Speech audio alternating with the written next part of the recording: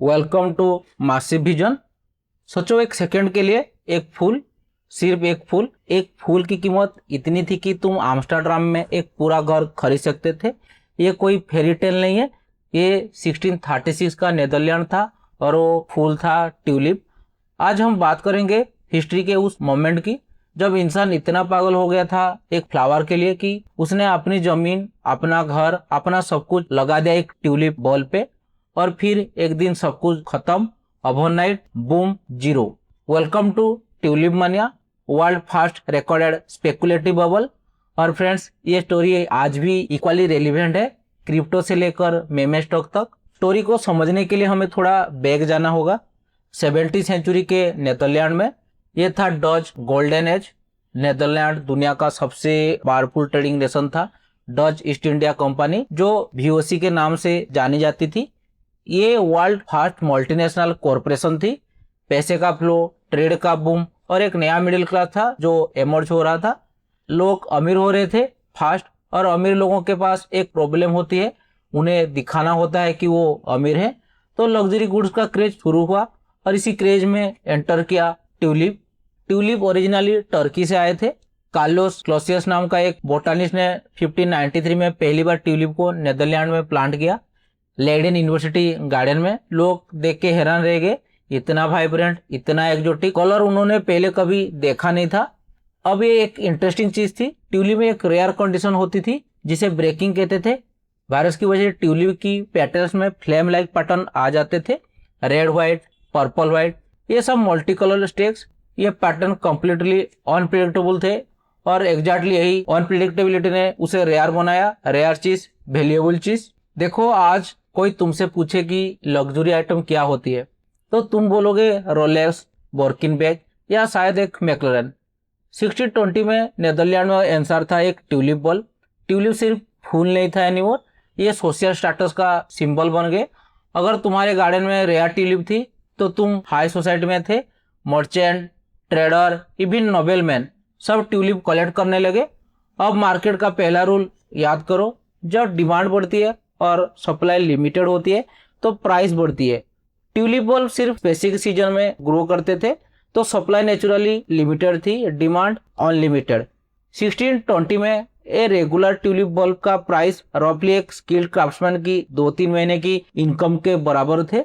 Already expensive, लेकिन ये तो सिर्फ बिगिनिंग थी। 1630 आते आते चीजें बदलनी शुरू हुई। अब सिर्फ रिच लोग नहीं, एवरीवन ट्यूलिप में इन्वेस्ट करना चाहता था। शूमेकर, कारपेंटर, फार्मर, सब लोग अपनी सेविंग लगा रहे थे ट्यूलिप बल्ब में, क्योंकि उनके नेबर ने एक बल्ब में 200% रिटर्न किया था लास्ट सीजन में। FOMO, fear of missing out, ये कॉन्सेप्ट 1630 में भी एग्जिस्ट करता था, बस नाम नहीं था इसका। अब यहाँ आते हैं इस स्टोरी के सबसे इंटरेस्टिंग और सबसे डेंजरियस चैप्टर में, फ्यूचर ट्रेडिंग। तो हुआ क्या, ट्यूलिप बल्ब सिर्फ समर में अवेलेबल होते थे, जो वो ग्राउंड से निकल जाते थे। लेकिन लोग इतना इम्पेशेंट हो गए थे कि वो विंटर में भी ट्रेड करना चाहते थे। तो एक नया सिस्टम डेवलप हुआ, फ्यूचर कॉन्ट्रैक्ट। कॉन्सेप्ट सिंपल था, मैं तुझे एक कॉन्ट्रैक्ट बेचता हूँ कि अगले जून में मैं तुझे ये स्पेसिफिक ट्यूलिप बल्ब दूंगा और प्राइस आज ही फिक्स होगा, तो आज पैसा दे या कल दे, बल्ब मुझे जून में देना है। ठीक है, ये तो एक्सेप्टेबल है। लेकिन फिर लोग और क्रिएटिव हो गए। वो बल्ब जो जून में डिलीवर होना था उसका कॉन्ट्रैक्ट किसी और को बेच दिया उसने, और किसी को। एक ही बल्ब के ऊपर 10-15 कॉन्ट्रैक्ट ट्रेड हो रहे थे। बॉल ग्राउंड में थे, लिटरली आज भी प्लांट में था, और ऊपर ऊपर 10 लोग उसे अपना अपना बोल रहे थे। ये स्पॉट मार्केट नहीं थी, ये पूरे स्पेकुलेशन थी। लोग एक्चुअली ट्यूलिप नहीं खरीद रहे थे, वो खरीद रहे थे एक आइडिया कि प्राइस और बढ़ेगी, और प्राइस बढ़ रही थी। 1636 में तो एक rare tulip variety Semper Augustus, एक बल्ब की कीमत थी अप्रोक्सीमेटली 10,000 गिल्डर। उस टाइम एक स्किल्ड वर्कर की एनुअल सैलरी 300 गिल्डर थी, मतलब रफली 33 साल की सैलरी सिर्फ एक बल्ब के लिए। कंपैरिजन के लिए उस एक बल्ब की कीमत से तुम ले सकते थे 4 fat oxen, 12 fat sheep, 24 ton of wheat. ये सुन के हंसी आती है ना, लेकिन फ्रेंड्स यही हाल 2021 में जेपेक इमेज के भी था। NFT याद है, same psychology, different century. Late 1636 Netherland में एक कलेक्टिव मेडनेस छा गई थी, इसे ट्यूलिप फीवर कहते थे, और ये ऑलमोस्ट लिटरली एक डिजीज की तरह स्प्रेड हुई।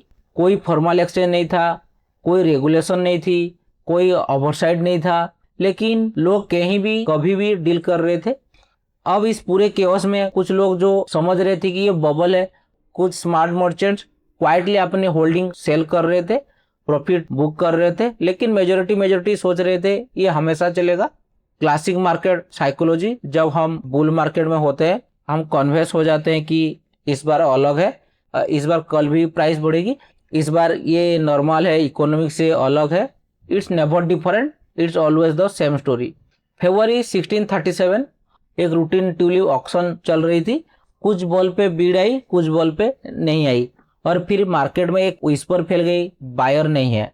जब किसी को ये रियलाइज होता है कि जो चीज उनके पास है उसे कोई खरीदना नहीं चाहता, वो पैनिक में आ जाते हैं, और पैनिक कंटाजियस होता है।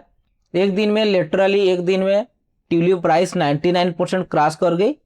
वो बल्ब जो कल 5000 गिल्डर का था, आज 50 गिल्डर में भी कोई नहीं ले रहा था, लोग बर्बाद हो गए। जो मर्चेंट अपनी प्रॉपर्टीज मॉर्गेज करके बल्ब खरीदे थे उनके घर चले गए, जो फार्मर ने अपनी जमीन बेच दी थी उनके पास कुछ नहीं बचा।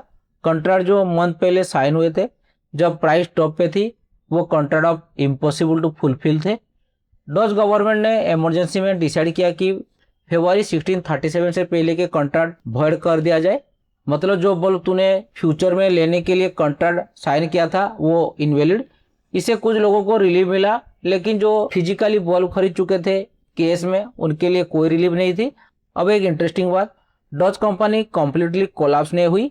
ये एक्चुअली इंपॉर्टेंट है, ट्यूलिप मानिया डेवास्टेटिंग थी इंडिविजुअल के लिए, लेकिन नेदरलैंड की ओवरऑल इकोनॉमी सरप्राइजिंगली रेजिलिएंट रही। इसका मतलब ये थे कि नुकसान काफ़ी कंसंट्रेटेड था, मोस्टली प्रोफेशनल ट्रेडर और स्पेकुलेटर में, ना कोई पूरी पब्लिक में। अब एक इम्पोर्टेंट क्वेश्चन, ये हुआ क्यों? पहली चीज़ सोशल प्रूफ। जब हमारे आसपास के कुछ लोग कुछ कर रहे होते हैं और प्रॉफिट कमा रहे होते हैं तो हम नेचुरली एज्यूम करते हैं कि वो सही है। अगर मेरे 5 नेबर ने ट्यूलिप में इन्वेस्ट किया और सब अमीर हो गए तो मुझे भी करना चाहिए ना। ये हाल 2017 में बिटकॉइन का था, 2021 में एनएफटी का था।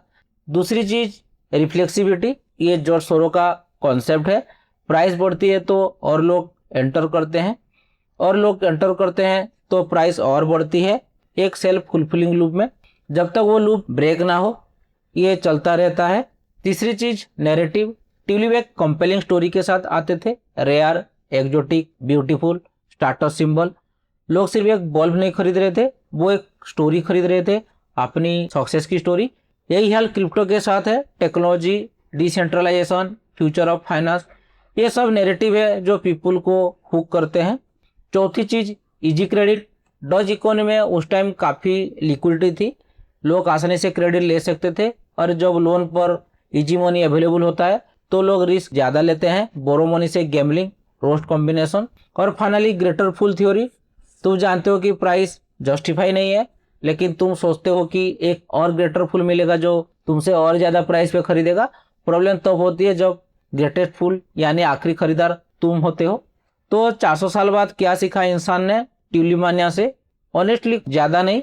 2000 में .com बबल, 2008 में हाउसिंग क्रैश, 2017 में क्रिप्टो क्रैश, 2021 में मेमे स्टॉक, एनएफटी। हर बार एक नया असेट, एक नया नैरेटिव, लेकिन सेम साइकोलॉजी। लेकिन कुछ इंपॉर्टेंट लेसन है, अगर तुम अप्लाई करो तो शायद तुम नेक्स्ट बबल में फंसा हुआ नहीं पाओगे। अगर कोई तुमसे ये बोल रहा है कि प्राइस तो बस बढ़ती ही रहेगी, रन। कोई भी एसेट हमेशा नहीं बढ़ता, ग्रेविटी एग्जिस्ट करती है फाइनेंस में भी। जब एवरीवन इन्वेस्ट कर रहे हो, कार ड्राइवर, बार्बर, अंकल जी, तो उस मार्केट से निकलने का वक्त आ गया है। ये साइन है कि बबल अपने पीक के पास है।